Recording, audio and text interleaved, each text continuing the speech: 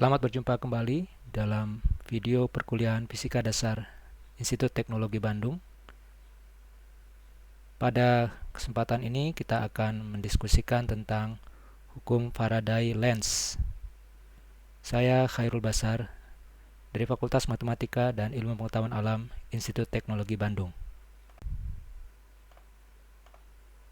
Eksperimen yang dilakukan oleh Faraday menunjukkan bahwa GGL dapat muncul pada suatu rangkaian jika terdapat perubahan medan magnet di sekitar kumparan tersebut. Jadi diilustrasikan pada gambar yang ditayangkan di sebelah kanan ini, jika kita memiliki medan magnet batang misalkan yang digerakkan mendekati atau menjauhi dari kumparan penghantar seperti ini, maka akan terdeteksi adanya arus listrik pada alat ukur ketika batang magnet tersebut didekatkan atau dijauhkan. Sedangkan jika batang magnet tersebut tidak digerakkan, maka ternyata tidak didapati adanya arus listrik atau GGL pada alat ukur yang digunakan untuk memantau tersebut.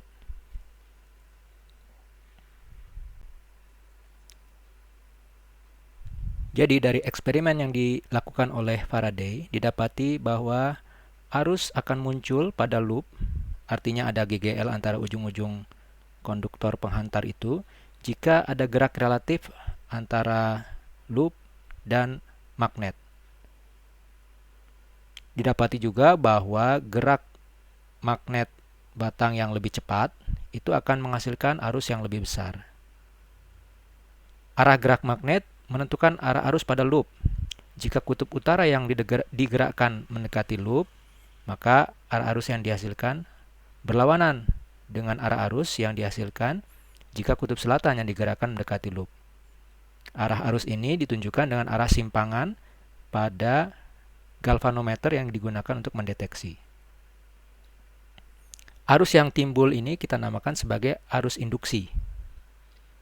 Dan fenomena munculnya arus induksi ini akibat ditimbulkannya atau digerakkannya magnet batang mendekati kumparan itu kita namakan sebagai fenomena induksi elektromagnet atau electromagnetic induction.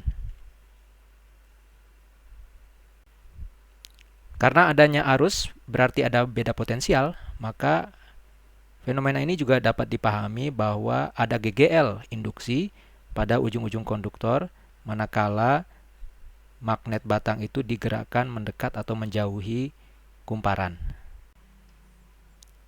Dari sejumlah eksperimen yang dilakukan oleh Faraday itu disimpulkan bahwa GGL induksi timbul pada loop jika terjadi perubahan medan magnet pada loop atau kurva tertutup yang terbuat dari penghantar tersebut. Hal ini dipahami sebagai adanya perubahan fluks magnet pada permukaan yang dibentuk oleh loop. Seperti halnya fluks listrik, fluks magnet juga dipahami sebagai banyaknya garis medan yang menembus suatu permukaan. Tentu saja dalam hal ini garis medan yang kita maksud adalah medan magnet. Fluks magnet yang dihasilkan oleh medan magnet B pada permukaan yang luasnya dA itu bisa diperoleh sebagai berikut. Jadi, fluks magnet pada permukaan yang luasnya dA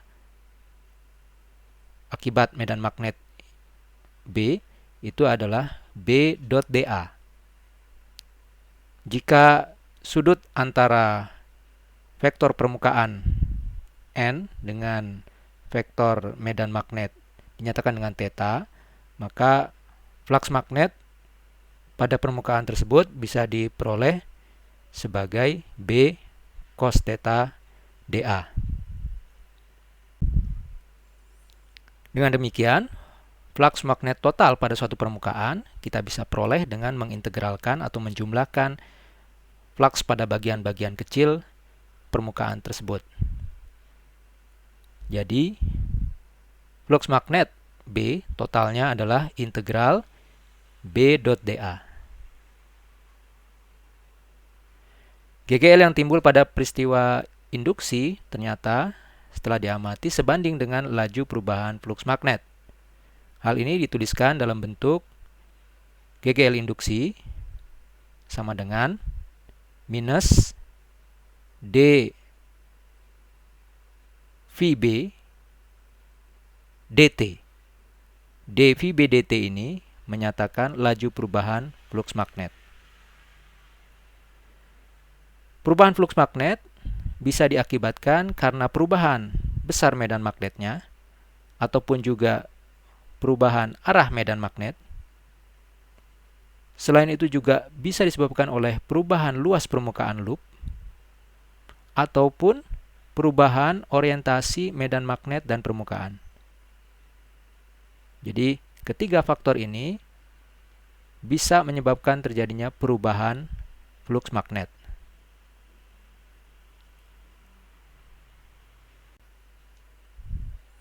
Tanda negatif pada hukum Faraday tadi menjelaskan arah arus induksi yang timbul pada proses induksi elektromagnet. Jadi, hukum Lenz menyebutkan bahwa arus induksi yang timbul pada suatu loop berarah sedemikian sehingga menghasilkan medan magnet induksi yang melawan perubahan flux magnet tersebut. Ilustrasinya bisa ditunjukkan dengan gambar berikut.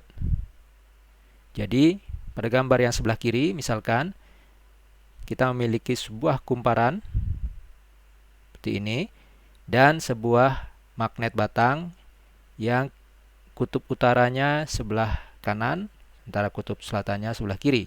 Magnet ini kita gerakkan mendekat atau digerakkan ke kanan sehingga mendekati kumparan.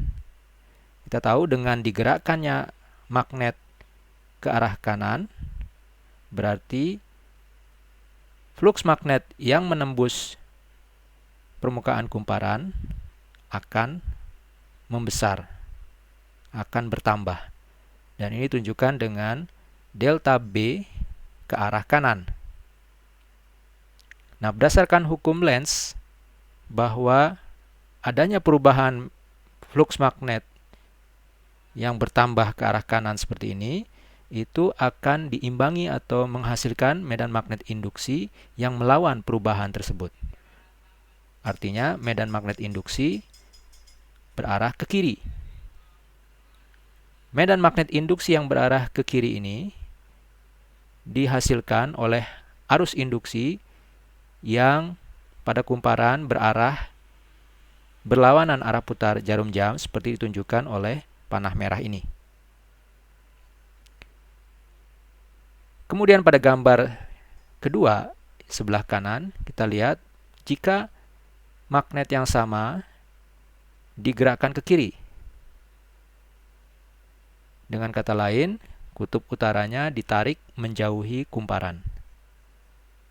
Pada keadaan itu, maka perubahan medan magnet yang menembus permukaan kumparan, atau dengan kata lain,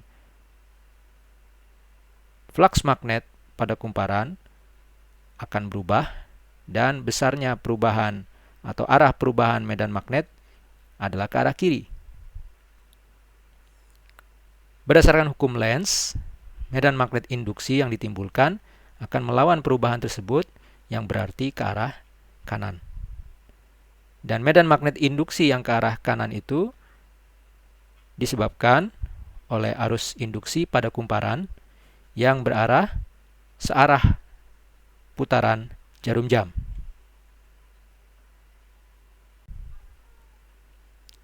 Kita lihat contoh penggunaan hukum Lenz dan hukum Faraday ini. Misalnya, suatu loop penghantar berbentuk lingkaran berjari-jari A, seperti ditunjukkan dengan gambar di samping ini. Dan loop penghantar tersebut mempunyai hambatan R, berada dalam ruang bermedan magnet yang berubah terhadap waktu, dinyatakan dengan B sebagai fungsi dari T. arah B itu adalah masuk bidang gambar. Sehingga ditunjukkan dengan tanda silang seperti ini. Kita ingin menentukan besar dan arah arus induksi jika medan magnet berkurang. Atau yang kedua, besar dan arah arus induksi jika medan magnet bertambah. Pertama kita lihat, jika besar B berkurang, artinya perubahan medan magnet berarah keluar bidang gambar atau titik. Medan magnet induksi haruslah berarah ke dalam atau silang. Sehingga arus induksi yang ditimbulkan pada loop itu harus membuat supaya medan magnet induksi berarah silang. Dan ini berarti arah arus induksi berarah searah putaran jarum jam atau clockwise.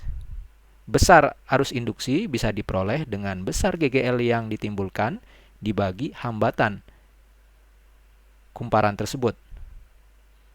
Besar GGL induksi yang ditimbulkan itu bisa diperoleh dengan laju perubahan flux magnet terhadap waktu. Dan dalam hal ini karena perubahan flux magnet disebabkan oleh perubahan besar medan magnet, maka bisa diperoleh laju perubahan flux magnet itu adalah A, luas kumparan, dikali laju perubahan kuat medan magnet. Seperti ini.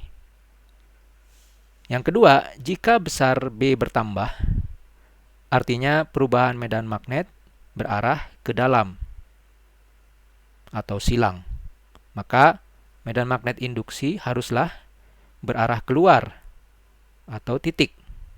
Yang dimaksud adalah keluar bidang gambar.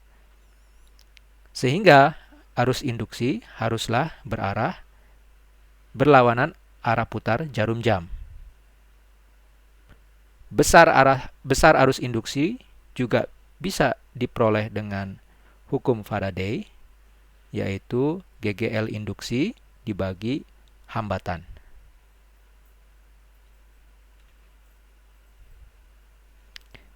Demikian pembahasan kita tentang hukum Faraday dan Lenz. Terima kasih.